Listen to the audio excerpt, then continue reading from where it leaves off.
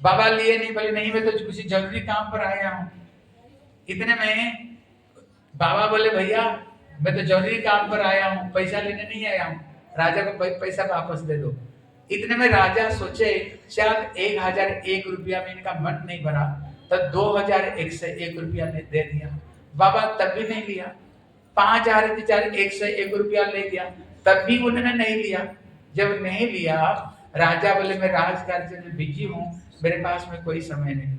इतने में उन्होंने रानी को पास में गए। जब वहां पर दासी थी, बोले अंदर में रानी क्या है, बोले है। बोले उनको बोलो कोई एक साधु आपसे मिलने के लिए कोई जरूरी काम लेकर आए। और रानी सुनते थे बड़े खुश हो गई। बोले बाबा को अंदर में बुला कर ले आओ, अंदर में बुला करके ले आओ।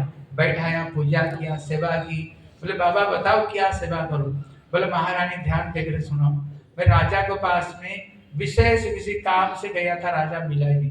बोले मुझे बोलो मैं सेवा कर दूंगी। बोले ध्यान से सुनो, आप लोग भी ध्यान से सुनो।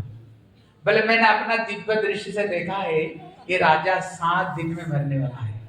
कितना दिन में मरने वाला? अगर किसको बोलो तुम्हारी पति 7 दिन में मरने वाला, क्या होगा? अभी अभी नई नई शादी हुई। बोले क्या बोल रहे हो? बोले यही तो मैं बताना आया था, लेकिन राजा मेरे से मिले नहीं। बोले सच? बोले ध्रुव सत्य है। इतने में बोले राजा को बोलना चली गई। रानी तो इतनी घबरा गई, एक दासी को बोली राजा को अभी अभी बुला करके लाओ। रानी अभी अभी बुला रही है। देखो एक बाबा गिड़गिड़ाते हुए चले गए, लेकिन राजा के पास में 1 मिनट भी समय नहीं हुआ। लेकिन जब पता चला रानी बुला रही ना, राजा तो भागते भागते आए। राजा भागते भागते आए। बोले क्या बात है? बोले आपके पास में कोई साधु मिलने गया था। बोले हाँ। बोले आप मिले? बोले राजकार्य में बिजी था। बोले महाराज शास्त्र कहता है जब जीवन में भाग्य उदय हो, कहते भाग्योदय न बहु जन्म समर्जित न, करोड़ों करोड़ों जन्म का संस्कार की फल में साधु का दर्शन मिलता है। आज साधु दर्शन मिला तो भगवत बंधन खत्म। कोई साधु आए मिलने के लिए समय नहीं, मैंने बुलाया तो भागते भागते आ गए। अरे बताओ बात तो क्या बताओ? बोले बात तो बहुत गंभीर बात। बोले क्या है? बोले बाबा ने बताया भजन करते करते दिव्य दृष्टि से देखा अब 7 दिन में मरने वाला। राजा तो सुन करके, अभी अभी शादी हुई, घर में नई बोली आई, राज सिंहासन पर बैठे, अगर हमें भी पता चले 7 दिन में मरने वाला, बताओ क्या होगा? हम तो आधा ही मर जाए। बोले क्या बोल रहे हो? बोले यही तो बताने चाह रहे थे। बोले कहाँ गए? बोले चले गए, जल्दी जल्दी भेजे। बोले बाबा को जल्दी जल्दी पकड़ करके लाओ। जब आए चरण में गिरे, अभी तो बात नहीं कर रहे कि भाई चरण में गिरे। बोले बाबा आपने बताया मैं 7 दिन में मरने वाला हूँ। बोले हाँ। बोले सत्य? बोले ध्रुव सत्य, 7 दिन में मरोगे आप। राजा तो घबराए। बोले घबराओ मत, आपने बहुत पुण्य कर्म की है, इसलिए आपको अक्षय स्वर्ग की प्राप्ति हुई। बोले स्वर्ग जाऊंगा? बोले हाँ। बोले महाराज वहां पर एक कमी। बोले क्या कमी?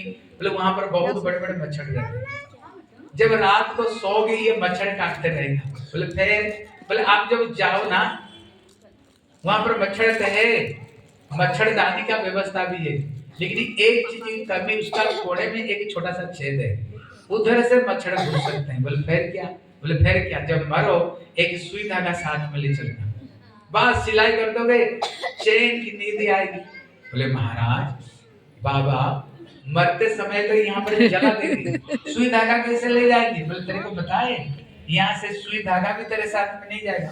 बोले दुनिया को पता है, दुनिया को पता है यहाँ से कि सुई धागा भी जाने वाला नहीं, सुई धागा भी जाने वाले नहीं। संत ने कहा महाराज मैं तुमको इतनी सी बात समझाने चाह रहा था, जब ये शरीर छोड़ोगे यहाँ से एक सुई धागा भी साथ में जाने वाला नहीं, सब कुछ यही छोड़ करके जाना पड़ेगा। और साथ में क्या जाएगा? हरि की नाम जाएगा और कुछ भी नहीं जाएगा। इतना सा चीज तुमको मैं समझाना चाह रहा था। तब उन्होंने बोले ध्यान देकर सुनो, आप भी ध्यान देकर सुनो, उसमें एक बहुत बड़ा सूत्र है। बोले मैंने आपको ये नहीं बताया था 7 दिन बाद में मरोगे, 7 दिन बाद में मरोगे नहीं बताया था। क्या बताया था?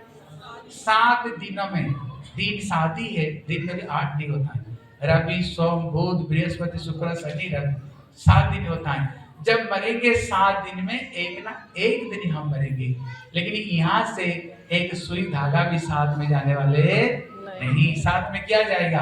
केवल हरि का नाम जाएगा। अब मेरे तरफ में देखो, तो जानते हो बाबा ने क्या दिया? बोले बेटा ये माला लो, केवल यही तुम्हारे साथ अंतिम साथ में जाने वाले। राजा का जीवन बदल गया।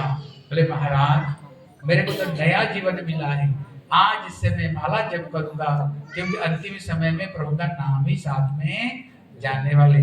राजा का जीवन बदल गया और भगवान की भजन करने लगे। ठीक है ना? इसलिए आप लोग भी जाते समय एक एक नीम की माला लेकर के जाना।